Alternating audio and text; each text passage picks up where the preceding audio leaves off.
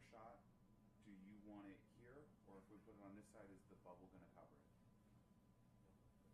If it was over here, would the bubble cover it? I mean, I can't imagine it. Yeah, it's like this big. It's that big. But it's not tall, so it would be probably That way. about this tall. On the right? Okay. Is he going to be referring to it and like talking over there? Like walking over Mm-hmm. there? You know what? That's good. I'll get them those. You hear that, Brent? You're going to have to push those on. I'm just asking. Do we know if the first lady's out too? I don't. I'm sorry. So here, you think? Yeah.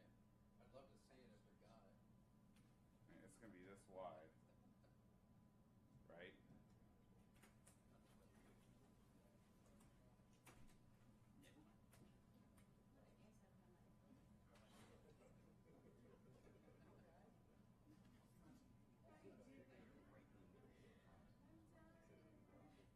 Just what I wanted.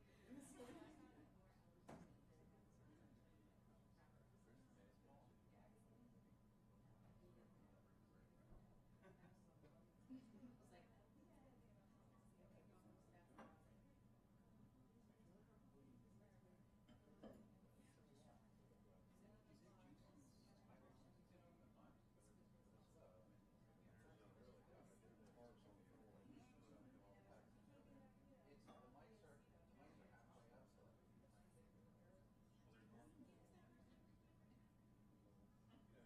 Fred, what's the new room?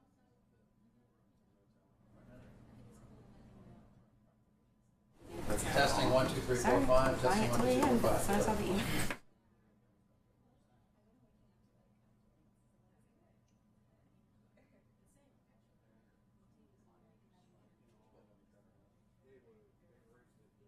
No, I appreciate it. I appreciate it. Every time I check it, something else goes wrong. I'm trying to type it so quick.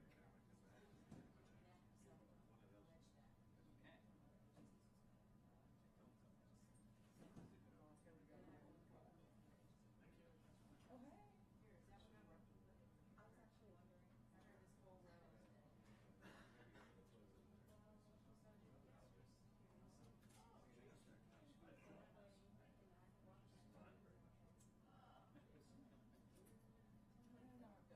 I heard this whole row.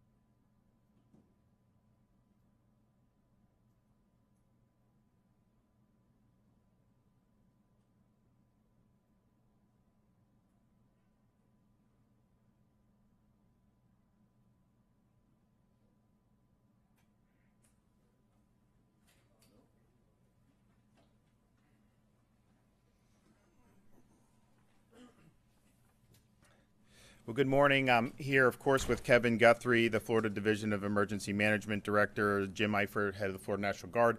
Also pleased to be joining Grace Check from FEMA as our FEMA administrator, Deanne Criswell. So we appreciate her coming down, and we really appreciate FEMA's responsiveness to this disaster. So thank you very much, and thank you for being here. You had people immediately descend onto the scene, particularly in Southwest Florida. There's life rescue, making sure people are okay, following up on any type of calls, and there's been really a Herculean effort. There's also the assessment, of what's been damaged that's going to impact the entire community. And of course, the power is a big issue. There are people that are working. I think Lee and Charlotte have about 15% restored. There's going to be able to be some more restored likely in the relatively near future. There is going to be some that's going to require some rebuilds. And so the utilities, FP&L's was down there first thing. They understand that and they're prepared to do it.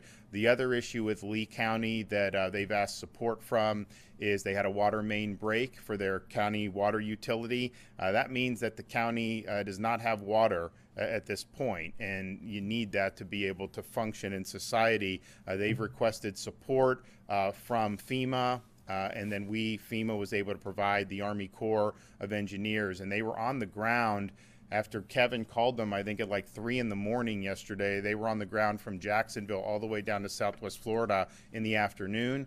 They've been working to assessing that situation. We also have Florida National Guard personnel standing by to help the Army Corps if they need it. But at the end of the day, that is something that will be very, very critical to be able to get that back. And it may require more of a rebuild. Maybe it require some more short-term remediation. They're going through that. But that's clearly a top priority. And we're thankful that FEMA and the Army Corps are there helping out. We have, obviously, there was a lot of folks in affected areas that evacuated. Some did shelter in place. As of last night, we've contacted over 20,000 Floridians that filled out a shelter-in-place survey on floridadisaster.org.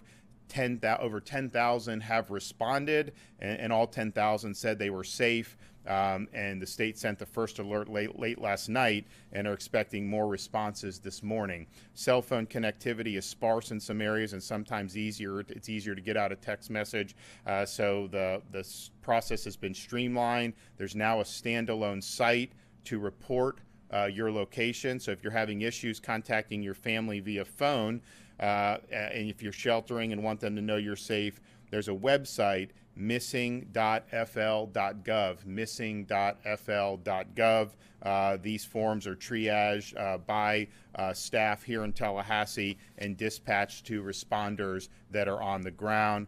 In addition to the rescues yesterday, rescue personnel have gone to more than 3,000 homes in the hardest hit areas, going door to door to check on the occupants of those residences. There are over 1,000 dedicated rescue personnel who are going up and down the coastline. They all also are going to be doing more and more inland in some of our counties, inland portions of Charlotte and Lee, but also DeSoto and Hardy counties. I think Hardy County is the most without power right now. I think they're 99% without, or they're pretty. Yes. Yeah. So you see the really troubling images of a washed out home on the Fort Myers beach, and that really is ground zero and obviously very important. But this was such a big storm that there are effects far inland, and these rescue personnel are sensitive to that, and they're going to be helping. We've opened 2 major points of distribution for food and water this morning. First, Charlotte Sports Park, the spring training facility for the Tampa Bay Rays in Charlotte County, and then the Lee County Sports Complex, the spring training facility for the Minnesota Twins. These are pods that are much bigger than normal pods. There have been over 1.6 million gallons of fuel into Southwest Florida that have been moved in to support the response. I think what we're finding with the fuel is the fuel supply is flowing. It's just a matter of the gas stations need to have power to be able to operate. And if they have a certain number of pumps, they're required to have a generator. I was in Lee County yesterday, actually saw, some of the larger gas stations were operating. So that's a good sign. As of 6 a.m., there are about 1.9 million people, our customers, without power. Right now, the hardest hit areas are Hardy, 99% without power as of this morning. Charlotte and Lee both have 85% without, and DeSoto is at 80% without. Sarasota, Collier, Manatee, close to half of the customers there are without power. Hillsborough and Pinellas, 15 to 18% are without power, and these crews have been on the ground since it was safe to do so, and they are working 24/7 to be able to restore power all throughout the state of Florida, and that's over 42,000 linemen and associated personnel that are on the ground. FDOT has had over 1,300 people on the ground. They've cleared more than 1,100 miles of roadway. I was happy to see the traffic flowing in Southwest Florida. Obviously, there's some structural problems in some of the bridges leading out to Sanibel and Pine Island, but by and large, there were toss and clear operations. The traffic is flowing in Southwest Florida, probably better than would have been anticipated so soon after such a major hurricane. So we appreciate that. They've also inspected and reopened 800 bridges across the state, and this includes 67 high priority bridges inspected and reopened in Lee, Charlotte, Sarasota, and Manatee counties. Pine Island, Sanibel, those are going to be rebuild efforts. The Sanibel Bridge had breaks in multiple parts of it. It was not where the water and the pylons were. Those held up very well. It was where you had it on some of the sandbar, and that basically just got washed out from underneath. In the meantime, and Kevin can talk about this, they're going to be running barges to be able to bring more heavy equipment onto the island to be able to help with the response. The first responders that have been there, by and large, coming in via air, they do have some equipment, but they're traveling lighter just to be able to go and get to people as quickly as possible. There have been 6 healthcare facilities evacuated in Southwest Florida. They were having problems with water or problems with power for an extended period of time. We're also prioritizing getting power and running potable water to the rest of the area's healthcare facilities. There have been 117 facilities that had lost power that now have power restored. The ports, Tampa Bay, Miami, Everglades, they are reopened for fueling, and I think between today and tomorrow, all the ports in the state of Florida up and down both coasts will be operational. Food and water, massive amounts, and Kevin is sensitive to the water situation in Lee, so I'd say this is an extraordinary amount of water that has been staged and is continuing to be brought into the area. So FEMA has activated their individual assistance program. So if you're in need of help of recovering in those affected counties, you can go to disasterassistance.gov or call 1-800-621-3362. 1-800-621-3362. 34,000 people have already registered with FEMA. Make sure if you are looking at claims on your property, you document that, take photos, make sure you have it. We want you to be able to be made whole as quickly as possible. There will be, in conjunction with FEMA, the state of Florida, and the local communities, what are called disaster recovery centers. Those will be set up very soon, and that will be a place if you need help with things like individual assistance, you can go, although, Gracia will point out, you don't need to go there. You can do all this online. There's also going to be insurance villages set up under the leadership of CFO Jimmy Petronis. You're going to have a lot of flood insurance claims as a result of this. You will have some wind claims as a result of this, and it's our view that these claims need to be paid very quickly so that people can get back on their feet. I want to thank the First Lady for spearheading our efforts for Volunteer Florida and Activate the Florida Disaster Fund, where people can donate. If you want to contribute, you will be joining a lot of people who've done a lot of money, and we now have over $12 million with 24 to 36 hours after the storm hits. Pretty incredible that's happened. If you want to go to floridadisasterfund.org, floridadisasterfund.org. More than 12 million has come in, and there's a lot of interest to do a lot more. Why is that important? FEMA has certain things they can do via statute regulation, but if it falls outside of that, they just can't do it. That's not the way it works. And so when you enlist private organizations, they can be a little bit more nimble. They can tailor their response to maybe some of the more unique needs that citizens may have. And obviously, you have people that have been dislocated. You have people that no longer have homes. And so there's going to be a wide variety of things that they're going to need in the coming days, weeks, and months. Volunteer Florida. If you want to volunteer your time, visit www.volunteerflorida.org to find volunteer opportunities. I think this is one way where you can really make an impact, and I know people really appreciate all the outpouring of support. I want to commend the folks that we were able to meet with down in Southwest Florida. This has been a major event, of course, and these people have been working around the clock to be able to serve their constituents and serve their communities. And we appreciate the dedication. We appreciate the perseverance. We know that there's a lot of difficult days ahead, but they've really done a great job standing up for the people of their community. I'm going to let Kevin give a brief on the state response, and then we'll have the FEMA administrator come up and provide some perspective from FEMA. Thank you, Governor. So I'll obviously thank you, the Governor, but I want to thank the agencies represented here to my left, especially Gracia, FEMA Administrator Deanne Criswell, Captain Rooney, and Admiral Brendan McPherson from the United States Coast Guard, others that are not here that are certainly on that floor behind me, Lieutenant Colonel Miller from the U.S. Army Corps District out of Jacksonville, Colonel Booth out of Jacksonville, and many, many other federal partners that have certainly helped us here. Captain, if you can just grab that easel and just put it right back up here for just a second, I'd appreciate it. I wanted to thank them before I covered them up with a sign here in just a second. So, all right, so let's talk. We're right in that 72-hour area of search, secure, stabilize that I talked about yesterday. So everything that I want to talk about right now is about that search, secure, and stabilize.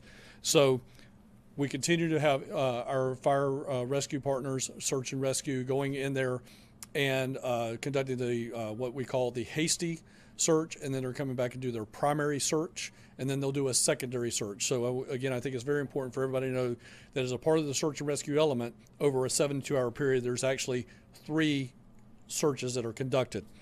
That hasty search is just very quick, see if they see any survivors that are alive or in a traumatic situation, and they start to move those individuals to safety. That's been conducted. Now we're back in that primary search area, which is now we're doing a little more detailed search, and then we'll do a second search behind that. Stay safe. I want people to make sure that they are safe. This comes down to personal preparedness, or I should say personal preparedness, but the individual response. Generator safety. We have been talking about it and talking about it and talking about it, but we still get reports of people operating their generators inside of a garage, operating their generators just outside of a cracked window with a cord running through the window, and we're having continued issues with carbon monoxide. All right? I'm not saying we've had carbon monoxide deaths. I'm just saying that we're still having carbon monoxide issues.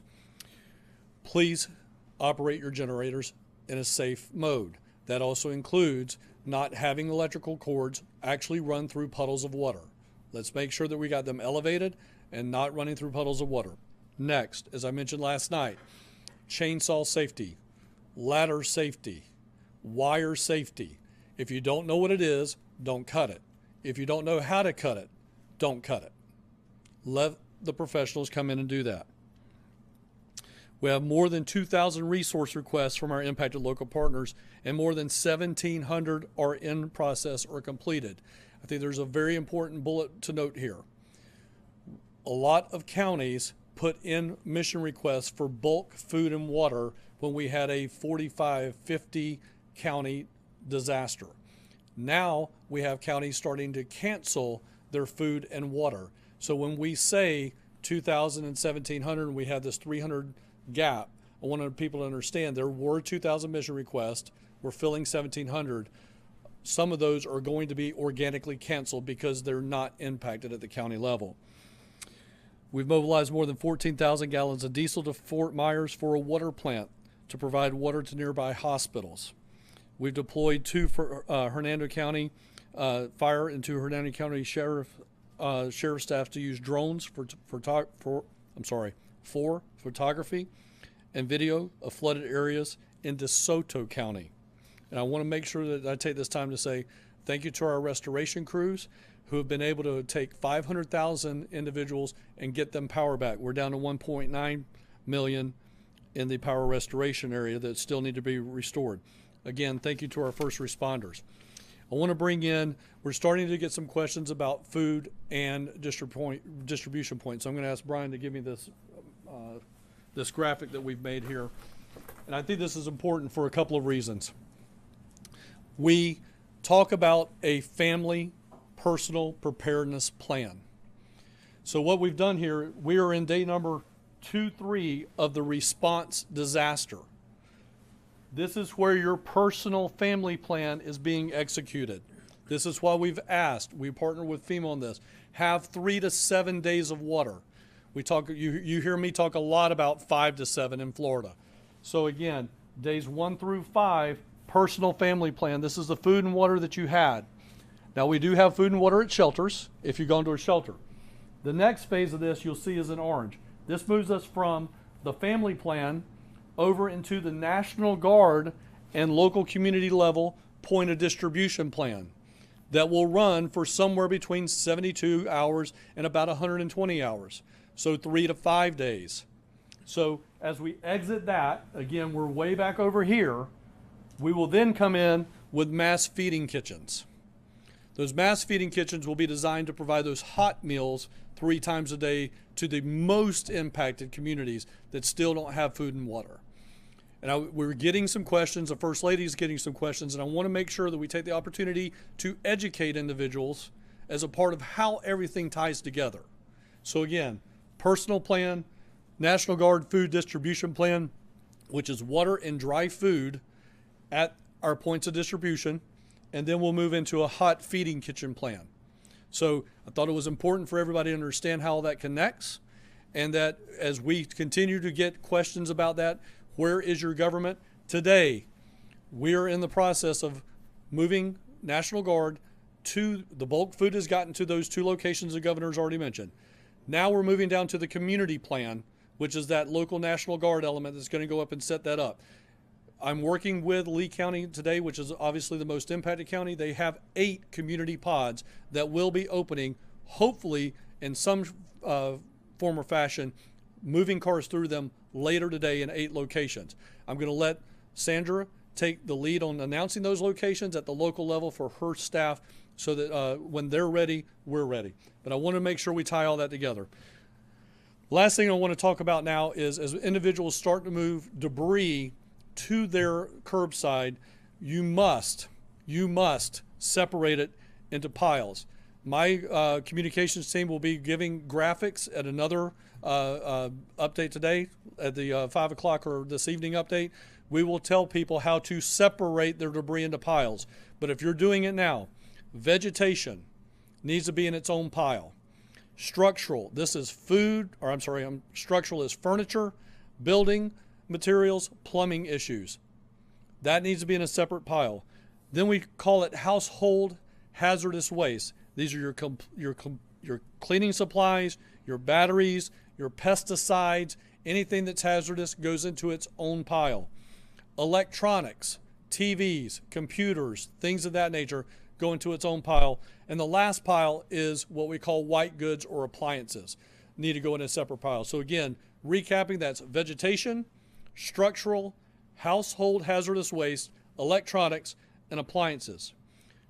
As always, when moving stuff, if it is too heavy, get help. These are absolutely avoidable deaths and absolutely avoidable injuries. Get people to help you. We have many faith-based community groups. We have Team Rubicon. individuals willing to help you to get that stuff to the roadside. So please be safe. Use gloves, use goggles, make sure you're wearing boots, make sure you look for power lines that may be mixed up in all of this debris. Thank you for allowing me to do a little extended briefing today and provide you a little more detail. We'll be back this afternoon with some more information. And as always, Governor, thank you very much for your leadership. Okay, Administrator, floor is yours. All right, thank you. Governor, thank you first for allowing me to join you here today. And I'd also like to recognize my regional administrator, Gracia Check. She has been on the ground since before this storm hit, working side by side with Director Guthrie. But it's not just that. Our regional office works with the state of Florida and all the states within Region 4 throughout the year to make sure that we are planning, we are coordinated, and that when we have an event like this, we can seamlessly move in to assist and support the state with their needs. What we have done prior to landfall is we did stage a lot of search and rescue resources to support the great efforts that have been happening here in the state of Florida. We have those resources available as the state needs it. And we've also begun to move in food and water into those points of distribution to support what you just heard from Director Guthrie and the governor. What I want to say is we are here to support. FEMA is here to support these ongoing efforts right now to continue the life-saving missions that are still ongoing, but also to begin to support the recovery mission. As you heard the governor say, the president did declare a major disaster declaration for individual assistance as well as public assistance. Public assistance is going to allow us to reimburse a lot of the costs for the first responders who have been doing an amazing job, allow us to reimburse some of their overtime costs for all of the work that they've been doing to stabilize this incident. And on the individual assistance side, right now there are 13 counties that have been designated for individual assistance, but we will add more. As we continue to do assessments and it has been safe to go into those neighborhoods, we will continue to add more counties so individuals can apply for assistance through FEMA. And I just want to reiterate how you can do that. You can go to disasterassistance.gov, you can go to you can call 1-800-621-3362, or you can go to our FEMA app. I also want to let people know that we are going to have teams of individuals that are going into the shelters to help them register for assistance. Right now, we know that many people are away from their home. They may not have access to the internet. They may not have access on their cell phone. And so we're going to send teams to go into the shelters to begin that recovery process for them. Governor, I just want to commit to you, and on behalf of the president, we are here to support this recovery. We know we're still in a very active response stage. We're going to go into the stabilization, but we've already started planning for what the recovery is going to be, because we know that this is going to be a very complicated and complex recovery. We want to make sure that we have the right resources. So I appreciate the opportunity to join you today so I can see firsthand what some of the needs are. I've brought recovery and response personnel with me to make sure that we are bringing the right resources to support the governor's needs and what his concerns are. So thank you very much. Okay, any questions? Governor, I got two quick ones. First of all, do we have an update on casualties? And second of all, obviously you're meeting with the administrator today. What are you asking for? What does the state of Florida need from FEMA? Well, I think the number one thing that we needed, that they provided, which was the Army Corps to support Lee County and their water situation. Critical to get that infrastructure back up and running. You look at this storm, obviously there was really significant damage, but you also have a lot of folks who had minimal or maybe no damage, and getting them back, make sure they're in their homes, they have the running water, the electrical, all of that is going to make all the other efforts so much better. So we appreciate that, but I think that is probably the number one priority. Kevin, would you say that that's probably the number one priority? And the Army Corps, they're the subject matter experts, and so hopefully they get a diagnosis and then they can plan and the county can go in and fix it. I'll let Kevin talk about the other. So where we stand right now on fatalities is, I'll break this down by county. We have one confirmed fatality in Polk County. We have 12 unconfirmed fatalities in Charlotte County. We have 8 unconfirmed fatalities in Collier County, and we are still processing through the situation with the hasty search that I mentioned before in Lee County. Now, let me talk about confirmation and unconfirmed. People die in disasters that have nothing to do with the disaster. right? So the medical examiner is the one that makes that determination. They are the lead agency at the local level to determine when they investigate that this is either disaster related or not disaster related. If it is determined to be disaster related, you've heard the governor and I talk about this now for about 3 or 4 days, there is a direct death, in other words, storm surge, rising water, things of that nature, or indirect, the stuff that led up to it after the fact. So with that being said, we have 12 unconfirmed fatalities. In Charlotte County, we have 8 unconfirmed fatalities. In Collier County, we have 1 confirmed fatality in Polk County. So that brings us up to 21 total. We do have an identified situation that was done during the hasty search of some fatalities.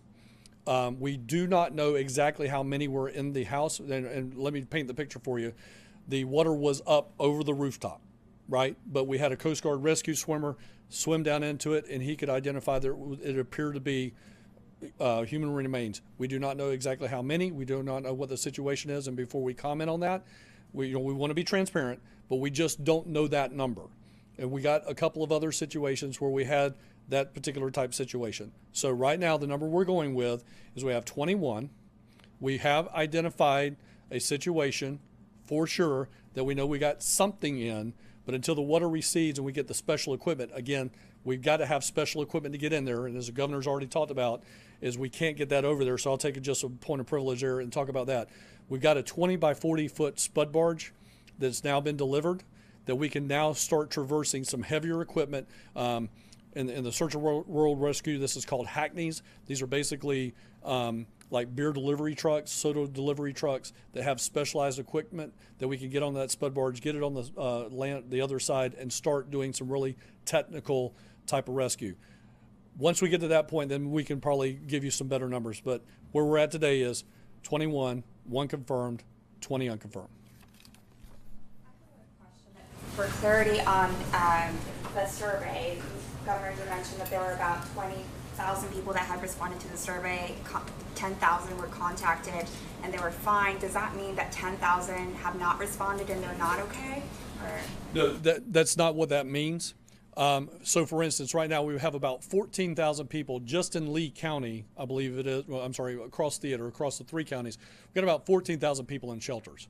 So we are now, we did an automation of collecting data. We are now at a point where in this 10,000 is we're physically having to find people. Do they have communications? Can we get them on the cell phone?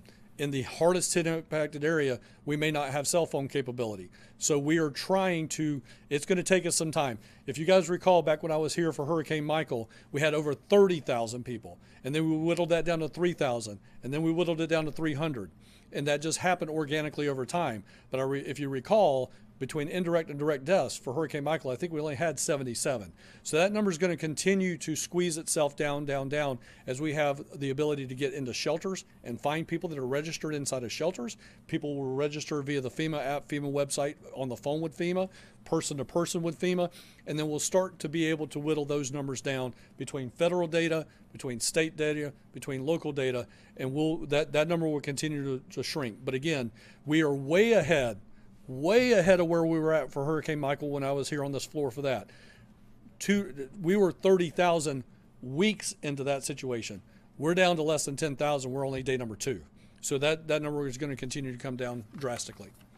Consider that 10,000 number just maybe a combination of whether they're missing, out of contact, out of power, not the location might have changed, or what exactly? Right. How would you consider the categories? All the aforementioned. And for those that didn't hear the question, what categories will we put this into? Those without power, those without communications, those that are just trying to still reconnect with loved ones. At the end of the day, it's all of those categories. But again, we will shrink that. That will organically shrink day by day. That the pod that's right behind me, 30 feet behind me, are human services. There are people that are dedicated to doing nothing but that and take the information that comes from Urban Search and Rescue and connect to that data and whittling that list down. Have a number of missing people at this point in time. Right now, so again, missing people is a local law enforcement jurisdiction. All right. So if you want to ask questions about what are the missing person numbers, that's got to be a local county sheriff or a local law enforcement ask. Governor, speaking of county sheriffs, appreciate the transparency on casualties. Do you think the message that the Lee County Sheriff put out was premature, or makes your messaging more difficult? Look, I mean, I think these are stressful situations. I think that when you have a storm like that bearing down on your community, and then obviously hitting the community, the people were going through that. They're working, but you kind of have a lump in your throat because you just don't know what's going to happen. And I think that that was done because there's concern for the well-being of the people of Lee County, and there's a concern of the damage that the storm has done. I mean, clearly, it's packed a big wallop. When you look at some of these things, like you see a house totally washed out, and it's just nothing but a concrete slab on Fort Myers Beach. You just pray to God that no one was in that, because some of these things, these people on Sanibel that have the real big houses, they could hunker down and it'll pass, and their homes are raised, and so the surge they're probably protected from. Some of these others, particularly some of the older construction, didn't stand a chance in that. And so you just hope that those were folks that that had left, or that those structures were not occupied. So I think it was just about the concern for what they were facing, and the fact that you did have people that as the storm was in process, there were people that were really concerned with what they were seeing with the water rising and whatnot. I think and I think Kevin would agree, as the search and the rescue folks have gone to a lot of these areas, fortunately, you're not finding like desperate people waving, saying that it's usually, there's some people that are brought off the island, they're thankful, but many of these people on Sanibel are saying, we're fine, thanks for coming by and doing that. So there's going to be more that happens in the next few days, but I do think the response was very, very quick. I think it absolutely has made a huge difference. And if you just look at where are we at in rescues now, I mean, we're over 700 rescues. We're over 700,000 rescues, but the CFO's office has over 3,000 touch points. So I think that's an important number. We've made contact with 3,000 people in the field, touch points in the field, and actually rescued 700, sir. Yeah. So, but this is ongoing. Those guys have worked really hard, and especially you think about who was the first one to get over there, literally driving through tropical storm across Alligator Alley, was Task Force 2 out of Miami. And who was Task Force 2? When did we see them last in a public way? We saw them at the Surfside disaster. We saw the Task Force 1 there, and many other task forces from around the state and the country that came in.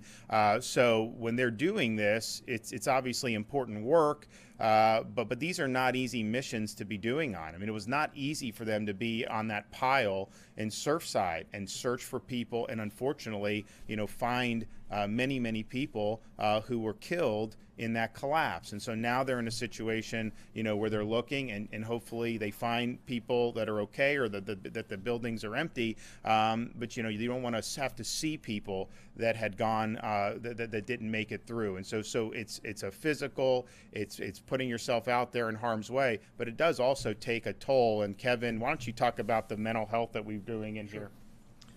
Sure.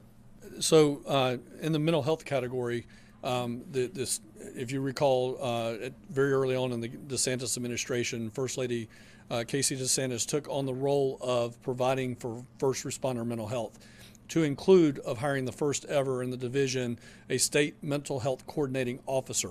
So Sarah Newhouse is our state mental health coordinating officer. She is housed here in the Division of Emergency Management. Has a bifurcated chain of command, me on a day-to-day basis, but in a disaster situation, she reports directly to the First Lady to help coordinate those disaster mental health services, not only for disaster mental health in general, but even more importantly focused on first responder mental health.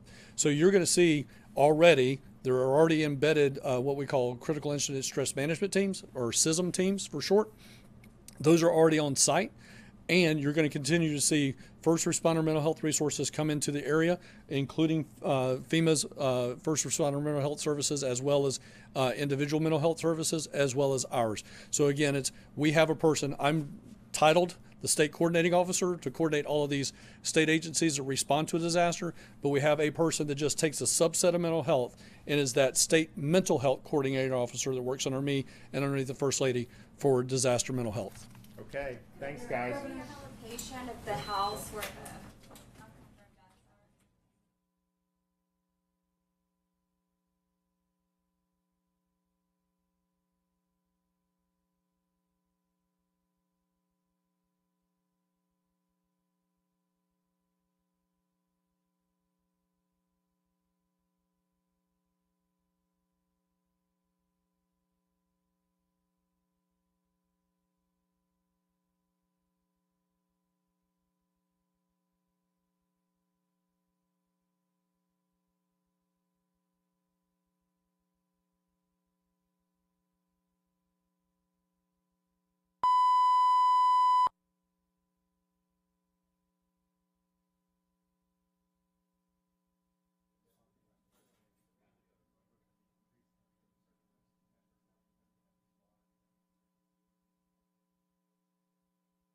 Good night, Satellite for Satellite Operations Center. Good night, Media Captioning Services.